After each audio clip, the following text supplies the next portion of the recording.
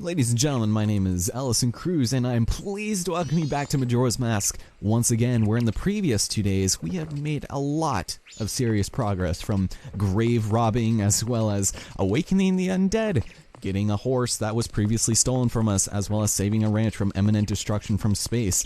There's just been a chock full of progress made in these episodes. However, it would come to no surprise to have the third day be equally as full of progress. However, there's a little bit too much to do, so we might have to come back to certain things, namely the graveyard on the third night. So we're gonna take a step back, reassess the situation, and do a couple of other good things, which involve going to this 23-hour open-a-day trading post, I believe is what it's called, and procure a couple of necessities for our journey, first of which being a red potion, which is lovely. He doesn't know, but he thinks it works and stuff. So we'll go ahead. It's like, God, these are like the cashiers at Hagen or something. Don't need a bag for that or anything. Okay, so we're going to be taking that for later, and I also made a brief mention of Mr. Scarecrow here. If you take out your ocarina in front of him, oh, he will totally just be incredibly interested and nice in our plastic instrument, and he will implore us to play a song we wrote. Starts playing Wonderwall. No, but as a child, I was really kind of obsessed with finding the right song, and I don't remember it exactly, but it went something like this, I think.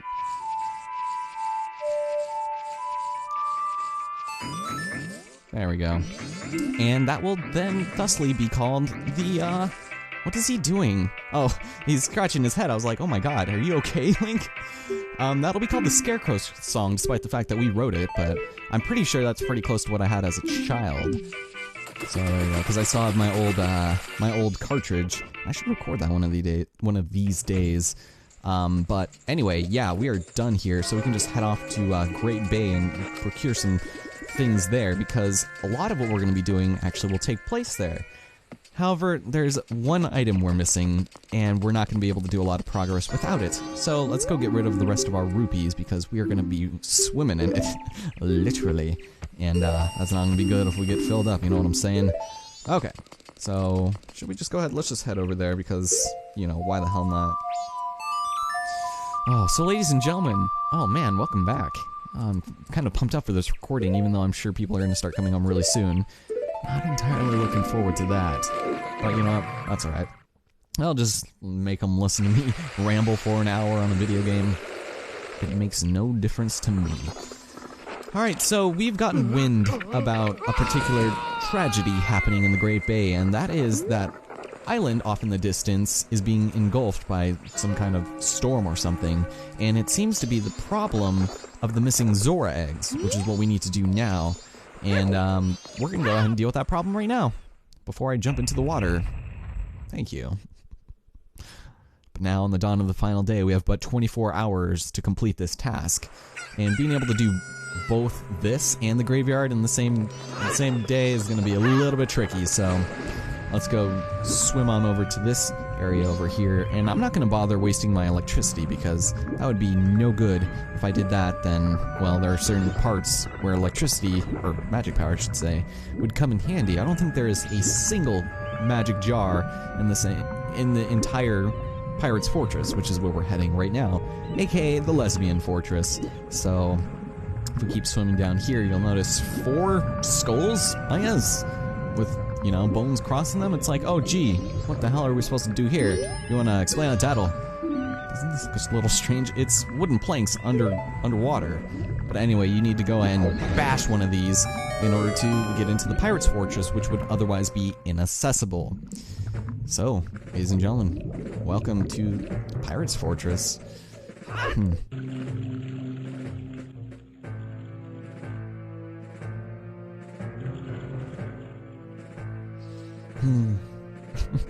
So we need to be careful. Fortunately, on the bottom screen, each of the Gerudo pirates will show up as little purple dots.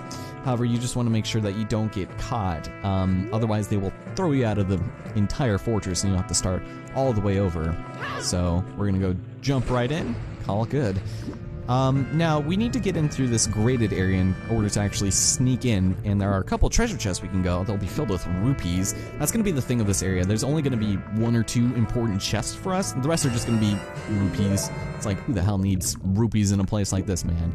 But, here, I'm going to go grab...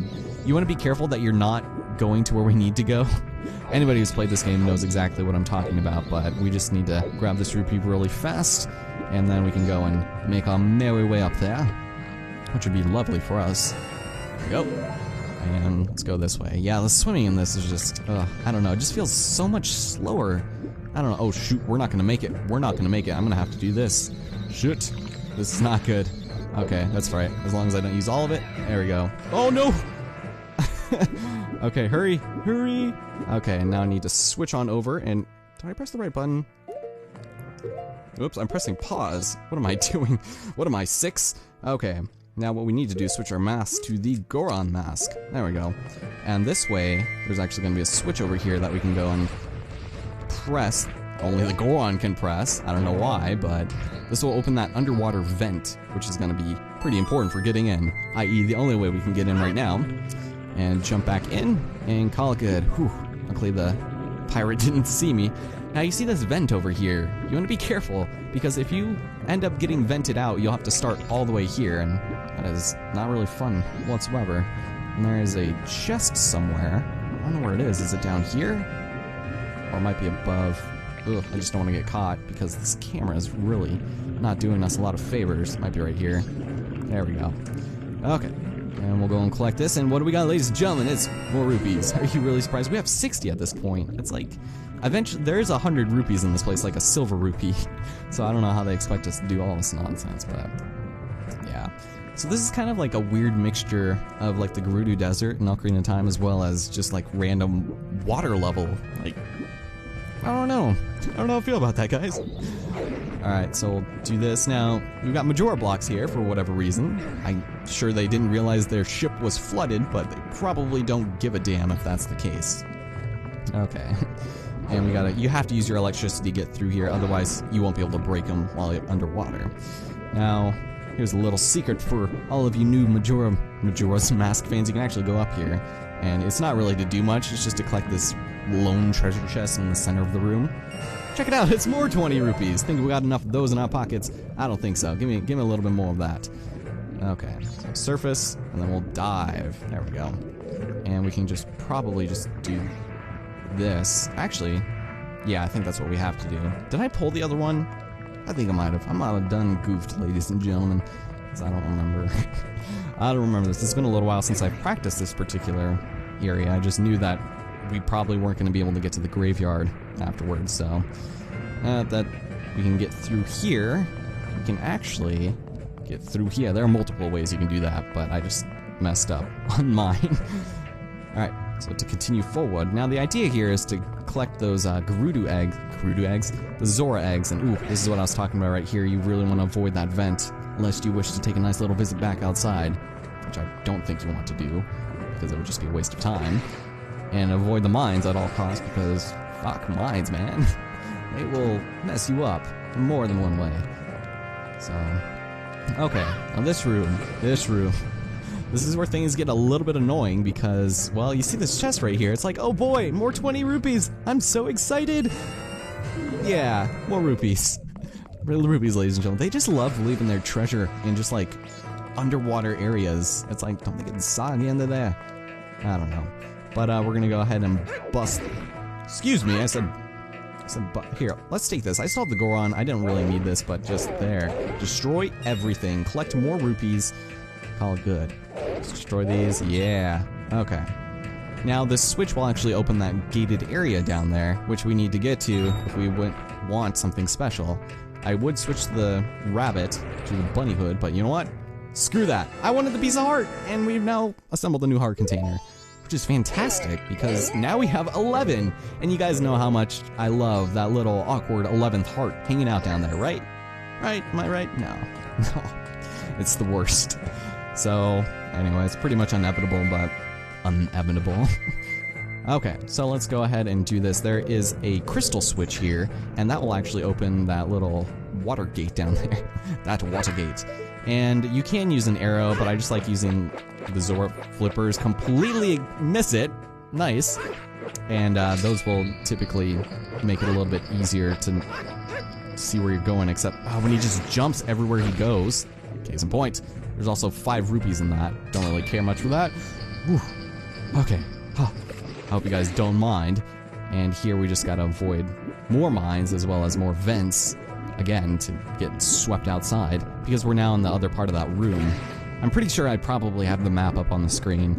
It takes like 20 more years to render, but hell, if we got a map and it's a dungeon, then I'm putting it there, alright? And, ooh, shoot, I didn't want to do that. Oh, I guess I probably did. Alright, let's switch back to human for the time being. And let's activate while we are on top of this grate, because you won't be able to step onto this spewing bit of water if you were, if you had done it the other way around. Okay, so it'll go back down, and hey, check it out, it's a telescope! Oh man, this is like the second one we got to look at in this game. It's exciting, right? He looked like he like jabbed himself into it. Ah, interesting. So we've got ourselves the lovely Gerudo ladies, like, oh by god, that upskirt is absolutely beautiful. Oh man. Down blouse, I guess, and whoops, didn't want to do that. Apparently I don't know what the X button is, as opposed to the B button, but we can go ahead and take a look down here and see, ooh, a ladder. This camera panning makes no sense whatsoever. Interesting. So that's where we need to go, apparently. Thank you, game, for pointing that out for me.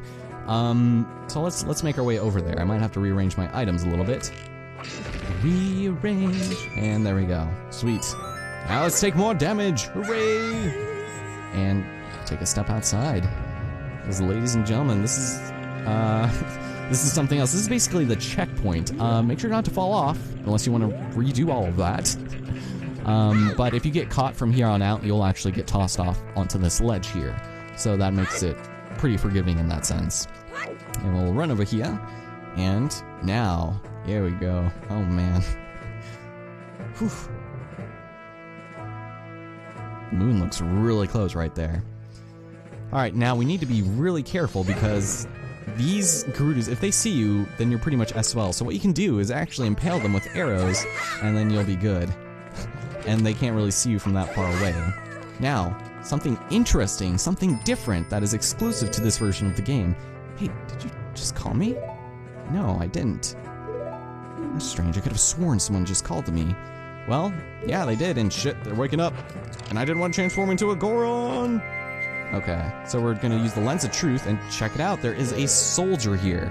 Ah, someone finally noticed me. Name's Shiro, I'm a Clocktown soldier. Thing is, I've never been able to get the others to notice me. Thought I'd maybe stand out if I did something brave, so I infiltrated the pirates' fortress, but then, well, I ran out of energy, and now here I am. I'm kind of a dummy, in case you couldn't tell. So anyway, he's been crying out for help, but nobody will notice him. And it's because of his personality. He has about as much presence as a stone. Yes, the first changed mask from the Icona Canyon now comes here in the Pirate's Fortress, where, like I said, it makes sense for him to be here. So we will go ahead and indulge him with that red potion of ours. I probably could have bought that when we got the bomb, the Goron bomb. But because he'll have enough energy, and this is a fantastic camera angle, he is alive! And better. So, for gratuitously allowing us to save him, we got the stone mask, where it's become plain and inconspicuous as stone. Very nice. Inconspicuous. So, we found the stone soldier, and he was too often overlooked, but now he's all better. So that's good. And now with that, while everything is still moving around me, let's hope we don't get caught. Oof, okay, and I'm probably gonna get rid of my thing in just a moment, but first, let us switch on, what did I even do that for? Switch on over to that, and put on the stone mask. Now, these people won't even see us. Hey, look at him go! What do you say? He's like, I'm out of here, man! This is not my kind of place, they're too lesbianic for me. So yeah, this is pretty interesting. They won't even, like, notice us. It's nice. So, because of that, I say we go ahead and get a nice little picture of them. Very nice. Actually, you know what kind of picture I like even better? The ones where they're knocked out and can't even do anything. So here, take a picture of you lying unconscious on the ground so I can post it on Reddit for people to blast me for. And let's call it good. I don't actually use Reddit, which is weird. I don't actually use any forums nowadays. Like, I used to do, like, DLC quick play and, like, game facts and things like that, but not anymore, man. Not anymore. Here, go away. Thank you. Thank you. Not that I really needed you to die for any particular reason. But, let's move on over here, because, oh boy, things are gonna get turned up here. I'm not even lying.